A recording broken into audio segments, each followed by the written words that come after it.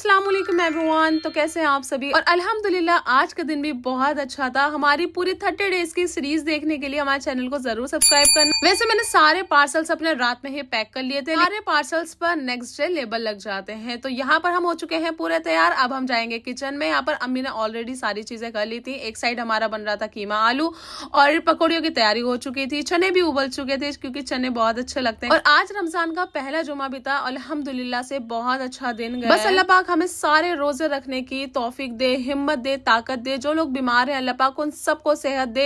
सच में रमजान की बात ही अलग होती है। 11 महीने इबादत हम अपने लिए करते हैं और 1 महीने की इबादत हम अल्लाह पाक के लिए करते हैं। अल्लाह पाक हमें ज्यादा से ज्यादा इबादत करने की तौफीक अता फरमाए। मुझे रमजान में सबसे ज्यादा याद अपनी बहनों की आती है कि हम किस तरह से चारों बहनें मिलकर एक साथ नमाज तरावी पढ़ते थे। और सच में बहनों के होने का एक अलग ही एहसास होता है। मुझे याद है आज भी कि 2 से 3 साल पहले जब मेरी बहनों की शादी नहीं हुई थी तो वो किस तरह से सारा काम संभालती थी। अम्मी के साथ में किचन में लगी रहती थी। लेकिन जब अब मैं बड़ी हो गई हूँ तो मुझे थोड़ा सा जब लगता है कि मेरे ऊपर काम पड़ा है, लेकिन मैं फिर भी इतना नहीं कर पाती हूँ क्योंकि अपना बिजनेस भी संभालना होता है। और मेरी अम्मी जी का कहना है कि इंसान एक ही काम कर सकता है, या तो किचन संभलवा लो या फिर काम करवा लो। और मेरी अम्मी बहुत अच्छी है। फिर बहुत सारी बातें हो गई। तो यहाँ पर मैंने कट किए हैं आलू पकौड़ियाँ बनाने के लिए। जैसे मैंने बताया था लास्ट वीडियो में कि मुझे सिर्फ आलू की पकौड़ियाँ ही बहुत ज्यादा पसंद है, जो बिल्कुल सिंपल आलू की बनती है।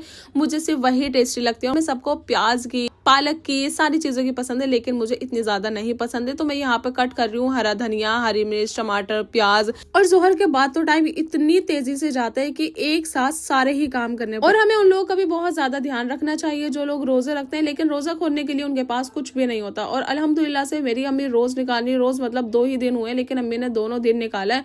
तो आप भी जरूर ध्यान रखने अपने आस पड़ोस का या जो भी लोग आपको लगते हैं। तो यहाँ हमारी चने की चाट तैयार हो चुकी है। यहाँ पर हमने चनों का आज छोका नहीं है क्योंकि ऑयल में सारी चीज हो जाती है तो वो नुकसान भी दे जाती हैं। तो यहाँ पर हमने सारी चीजों को मिक्स कर लिया था। हरा धनिया, हरी मिर्च, प्याज एंड कुकुम्बर इसके अंदर मिक्स कर दिया था। तो ऐसे ही अगर खाते हैं चाट मसाला वगैरह डाल के टेस्टी लगते हैं। तो पकौड़ी एंड कचरी दोनों चीजें तैयार हो चुकी हैं, अब लग चुके हैं क्योंकि कल की तरह तो भाई लेट नहीं होना था क्योंकि कल भी बहुत ज्यादा डांट पड़ चुकी थी।